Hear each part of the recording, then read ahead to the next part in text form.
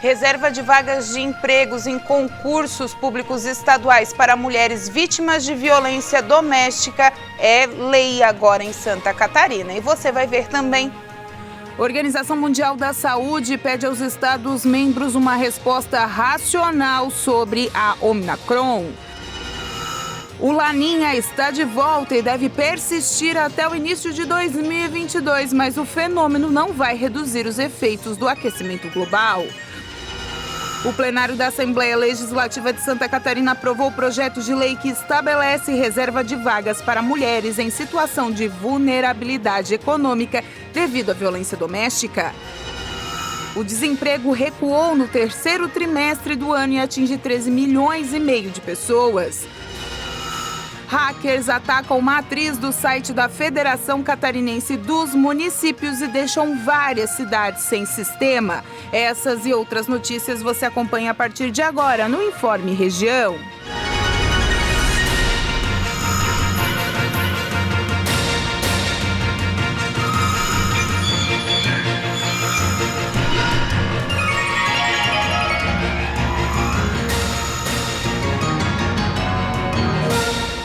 Olá, hoje quarta-feira, 1º de dezembro de 2021, tempo abafado em todo o sul catarinense. A Organização Mundial da Saúde pediu aos Estados-membros uma resposta racional e proporcional à Omicron, a nova variante da coronavírus que está provocando pânico em várias localidades do mundo. Os cientistas correm para tentar entender a variante Ômicron do coronavírus. Em meio às novas incertezas da pandemia de Covid-19, a Organização Mundial da Saúde pediu nesta terça-feira aos Estados-membros uma resposta racional e proporcional perante a cepa.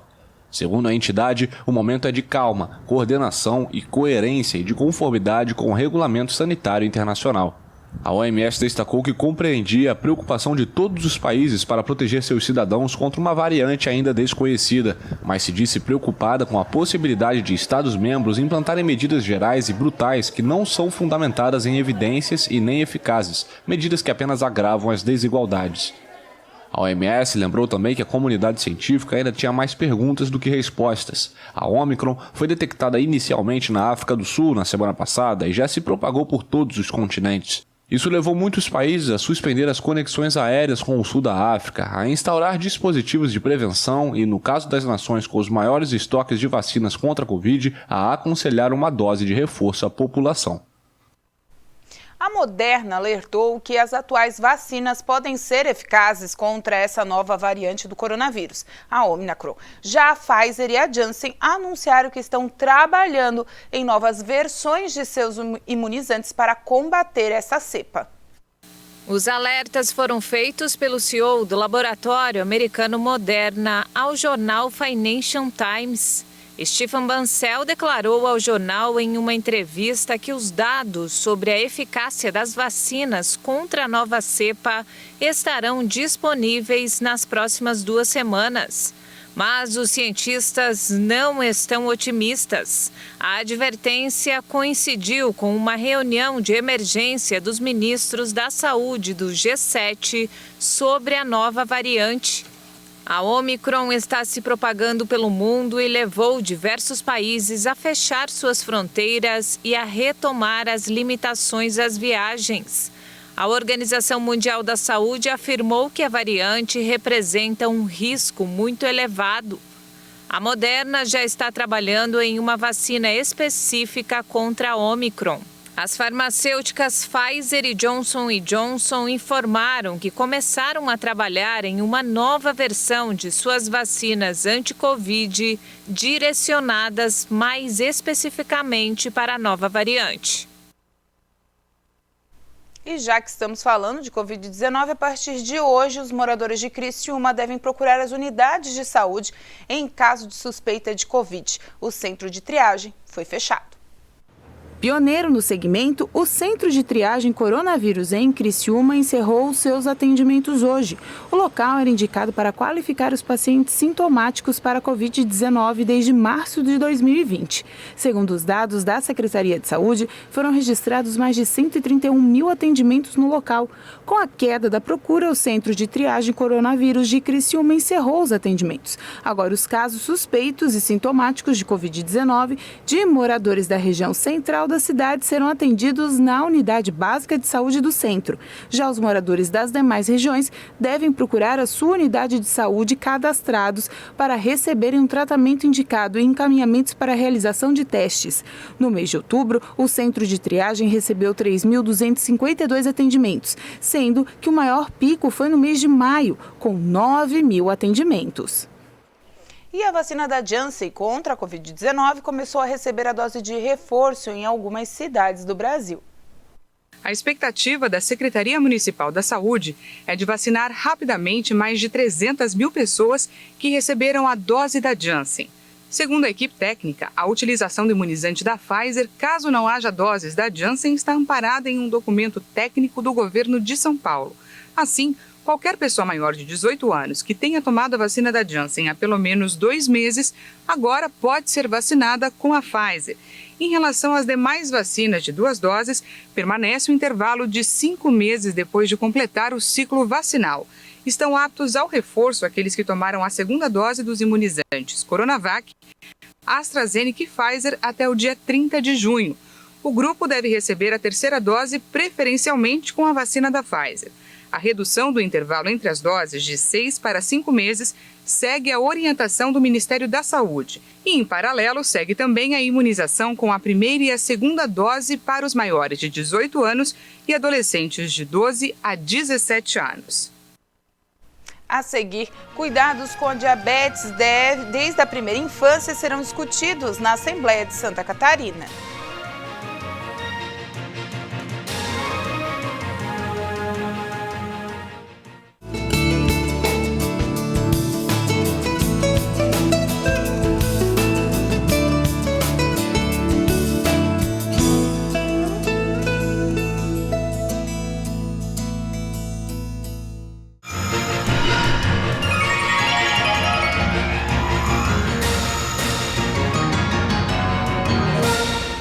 A Organização Meteorológica Mundial anunciou que o Laninha está de volta e deve persistir até o início de 2022. Mas esse fenômeno, que provoca um resfriamento temporário do planeta, não vai reduzir os efeitos do aquecimento global. O Laninha é um fenômeno natural que, oposto ao El Niño, consiste na diminuição da temperatura da superfície das águas do Oceano Pacífico tropical central e oriental. Assim como o El Niño, sua ocorrência gera uma série de mudanças significativas dos padrões de precipitação e temperatura ao redor da Terra. Nesta terça-feira, a Organização Meteorológica Mundial anunciou que o Laninha está de volta e deve persistir até o início de 2022. Mas a organização explicou que a volta do fenômeno não vai reduzir os efeitos do aquecimento global. De acordo com especialistas, o Laninha vai ser provavelmente de fraco a moderado e mais frágil do que o episódio de 2020. A Organização Meteorológica Mundial ressaltou que a temperatura de muitas partes do mundo vai permanecer acima da média devido ao calor acumulado na atmosfera, retido por níveis recordes de gases de efeito estufa. O desemprego recuou no terceiro trimestre do ano e atinge 13,5 milhões de pessoas. Também foi registrado o crescimento de profissionais no mercado de trabalho, que atualmente é de 93 milhões. A taxa de desemprego caiu para 12,6% e agora atinge 13,5 milhões de trabalhadores no terceiro trimestre. Segundo o IBGE, a queda é de 1,6 ponto percentual no volume de desocupados entre julho e setembro. O recuo do desemprego acontece no mesmo momento em que a Pesquisa Nacional por Amostra de Domicílios Contínua indica o crescimento de 4% do número de profissionais alocados no mercado de trabalho, atualmente em 93 milhões. O IBGE avalia que houve um processo significativo de crescimento da ocupação, permitindo a redução da população desocupada. Diante do crescimento no número de profissionais no mercado de trabalho, o nível da ocupação percentual de pessoas em idade a trabalhar que estão no mercado de trabalho chegou a 54,1%. No segundo trimestre, esse percentual era de 52,1%. O aumento na ocupação está relacionado principalmente com as atividades de comércio, com 1,2 milhão de trabalhadores a mais, na indústria, construção e serviços domésticos. A pesquisa mostra ainda que a informalidade responde por 54% do crescimento da ocupação no período entre os meses de julho e setembro deste ano. Neste segmento, os empregados do setor privado sem carteira assinada somaram 11 milhões e 700 mil pessoas. O presidente Jair Bolsonaro participou do evento que anunciou o cadastramento automático de famílias na tarifa social de energia elétrica, a partir de janeiro de 2022. De acordo com as estimativas do governo, o número de famílias que serão beneficiadas com esse programa chegará a 23 milhões e 800 mil em todo o país. Atualmente, o benefício, que dá desconto de 10% a 65% na conta de luz de acordo com o consumo, favorece 12 milhões e 300 mil famílias em todo o país. A meta do governo é incorporar ao programa de forma automática mais 11 milhões e 500 mil famílias. E basicamente se resume tudo na redução de burocracia, que estamos fazendo desde quando assumimos em 2019. O Brasil era um dos países mais difíceis para se fazer negócio. Estamos melhorando. Essa medida do nobre André Ferreira veio a calhar. Estamos vivendo um período, peço a Deus que seja pós-pandemia, onde as consequências das medidas adotadas no passado para combater o vírus levaram a essa situação de aumento de inflação, em alguns locais do mundo até mesmo ao desabastecimento. Então essas medidas aos mais humildes, que atingem o informal, porque o Brasil, conosco, criou mais emprego com carteira assinada, mesmo durante o ano mais grave da pandemia, que foi, parece, o ano passado. Segundo a Agência Nacional de Energia Elétrica, o desconto dado por meio da tarifa social é custeado pelo Fundo do Setor Elétrico, chamado de Conta de Desenvolvimento Energético.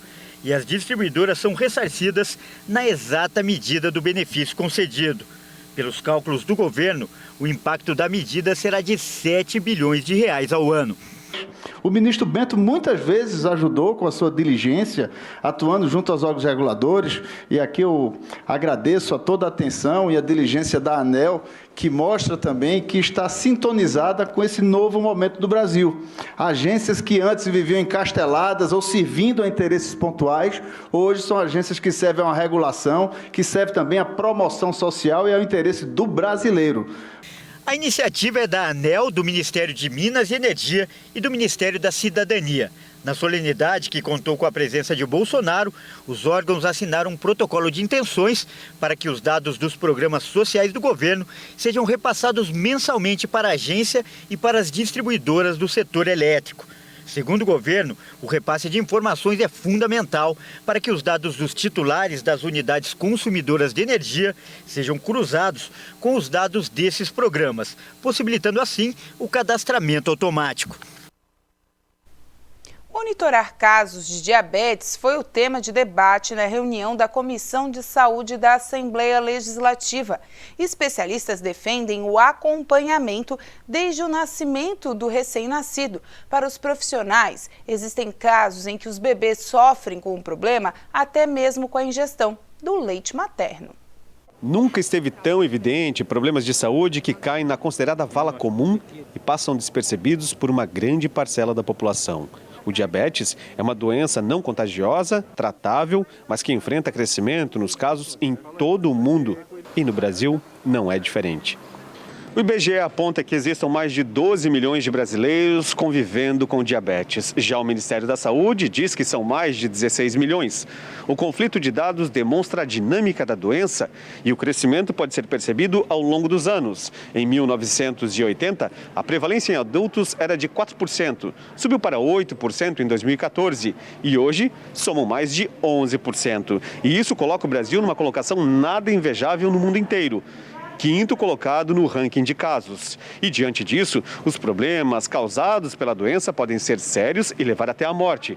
Para se ter uma ideia, no mundo, em 2021, já morreram mais de 6 milhões de pessoas. E no Brasil, já são mais de 214 mil mortes. O assunto foi abordado pela Comissão de Saúde da Assembleia Legislativa de Santa Catarina. O médico especialista em endocrinologia e metabologia destacou que os problemas surgem a partir do nascimento. Recém-nascidos encontram dificuldades na monitorização por parte dos pais e têm dificuldades até na alimentação, pelo leite materno. Ele critica os métodos de verificação utilizados com a perfuração do dedo para medir a glicose. A alimentação é fundamental no diabetes. A insulina é fundamental. O cotidiano, ele vai passar a partir dali a ter um luto, porque ele tinha uma vida que comia o que queria, fazia o que queria e agora ele está diabético. A falta de monitorização adequada pode trazer sequelas irreversíveis aos diabéticos, como cegueira e até amputação de membros. A presidente da Sociedade Brasileira de Diabetes, SDP, em Santa Catarina, defende ações de conscientização e que são importantes para minimizar os efeitos da doença, considerada por ela uma pandemia não contagiosa. A médica destacou que avanços foram registrados com legislações específicas, mas lamentou alguns retrocessos, como a liberação de medicação e insumos. Em Santa Catarina, está em discussão na Justiça a aplicação de uma lei que obriga o Estado a fornecer análogos à insulina a pacientes. O governo questiona a medida. Outro problema apontado pela profissional é a falta de fornecimento de fitas glicêmicas e agulhas para testagens. Tem ainda a não padronização de equipamentos. Por isso, a profissional defende a utilização de instrumentos tecnológicos que permitam a monitorização mais adequada e assertiva. O método é conhecido como Libre, mas os equipamentos ainda dependem de aprovação e organização no fornecimento, com demanda de custos e responsabilidades. Eu já recebi pacientes com pedido judicial, eu já encaminhei paciente para pedir o Libre, não consegui, a resposta foi negativa. Então, a minha visão técnica, ele tem vários benefícios. Com a monitorização em tempo real, ele dá a seta de tendência, ele dá a média no alvo e ele dá a hemoglobina glicada estimada. São vários dados que auxiliam tanto o paciente como o médico. Os deputados estaduais que compõem a Comissão de Saúde destacaram a importância de o Estado antecipar a prevenção e o serviço de controle. Também defenderam a disponibilidade de instrumentos para os pacientes receberem o apoio do Estado no tratamento. Enquanto não houver a suspensão da lei, ela está valendo de pleno direito. Portanto, se não há uma liminar suspendendo, o Estado deve cumprir. Diante das manifestações de profissionais de saúde, o colegiado se comprometeu a desenvolver projetos de lei que deem suporte aos pacientes, em alguns casos, que enfrentam inclusive problemas emocionais e psicológicos. Tem que tomar cuidado. O diabetes realmente é um assunto muito, muito sério e tem que cuidar aqui na nossa região também. A seguir, reserva de vagas para mulheres em situação de vulnerabilidade econômica decorrente de violência doméstica agora é lei no estado.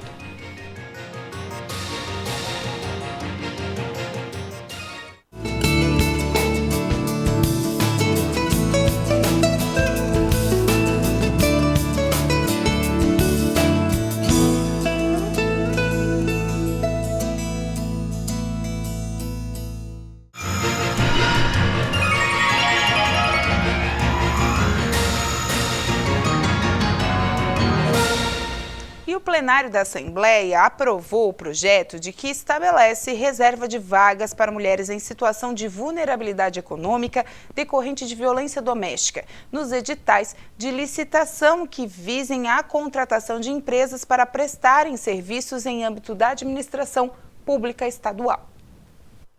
O plenário da Assembleia Legislativa aprovou em turno único o projeto de lei que determina a reserva de vagas para mulheres em situação de vulnerabilidade econômica decorrente da violência doméstica e familiar nos editais de licitação feitos pela administração pública para a contratação de serviços continuados e terceirizados. O texto prevê um percentual mínimo de 5% das vagas restritas a contratos que envolvam 30 ou mais trabalhadoras e desde que seja atendida a qualificação profissional necessária. De acordo com o autor da proposta, o deputado Ismael dos Santos, do PSD, o objetivo é reduzir a dependência econômica das mulheres que sofrem com a violência e incentivar a denúncia dos casos de agressão. No ano de 2020, ano passado, nós tivemos 51 mil boletins de ocorrência de violência doméstica contra a mulher em Santa Catarina. Isso nos levou a pensar o porquê que essas mulheres continuam debaixo de determinado jugo e não conseguem ter a sua autonomia financeira.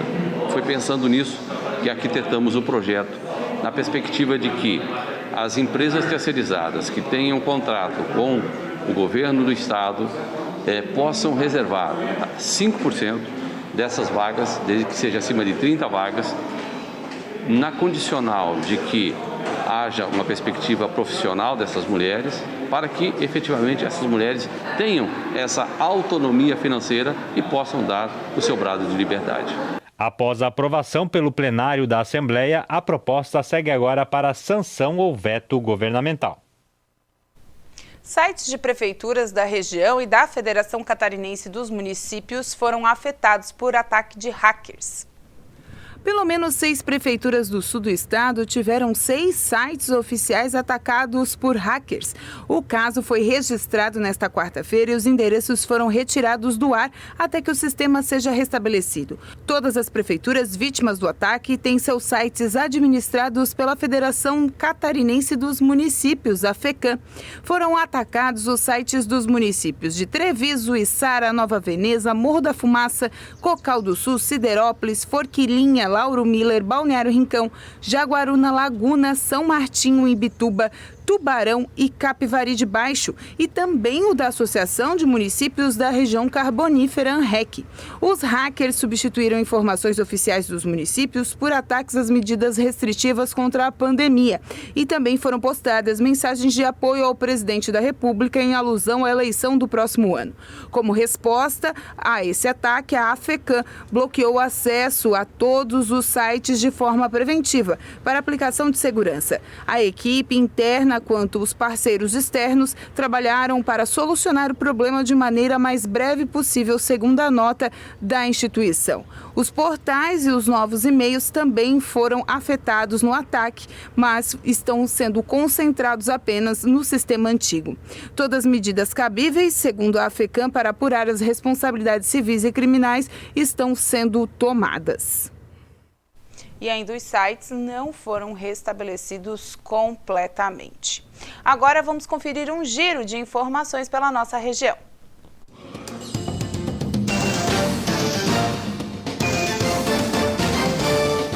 Com o avanço da vacinação contra a Covid-19, a FASC vai recomeçar as atividades dos clubes de mães da associação.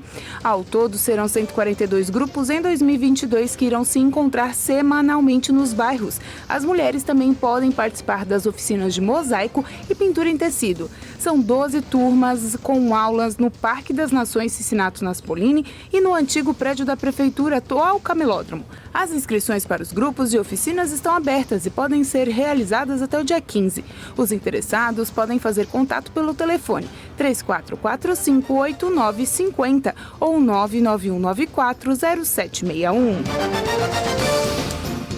O prazo de inscrição para a eleição da nova diretoria da Associação Empresarial de Criciúma Gestão 2022-2024 foi encerrado com uma única chapa inscrita, que será encabeçada pelo empresário Valcir Zanetti e pelo vice-presidente Gilberto Francisco Robolt. A eleição, que ocorrerá na próxima segunda-feira, dia 6 de dezembro, às 5 horas da tarde, em primeira convocação, com presença de 2/3 dos conselheiros, e às 5:30 da tarde, em segunda convocação, com qualquer número de membros do conselho.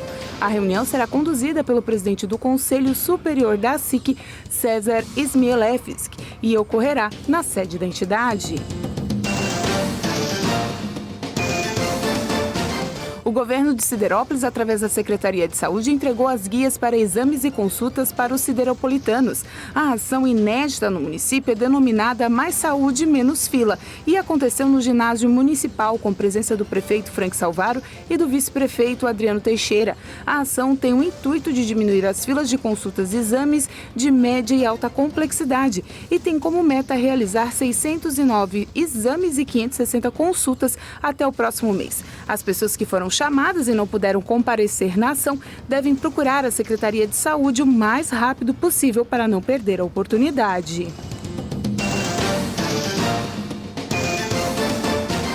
Um homem com idade entre 38 e 40 anos chegou ao Hospital São José nesta manhã e até o momento está sem identificação. O homem foi encontrado em via pública desacordado no bairro Universitário. Ele é calvo, possui cabelos castanhos, uma cicatriz na coxa esquerda, sem tatuagens e tem aproximadamente 1,65 metros e 50 quilos. Ainda segundo as informações, o paciente possui pele bastante queimada do sol, vestiu uma bermuda azul marinho e camiseta azul marinho e junto havia um cobertor vermelho. Até o momento, ninguém esteve no hospital para identificar o paciente, que se encontra em estado grave na UTI de terapia intensiva da instituição. Informações do Serviço de Assistência Social do Hospital São José, 3431 1596.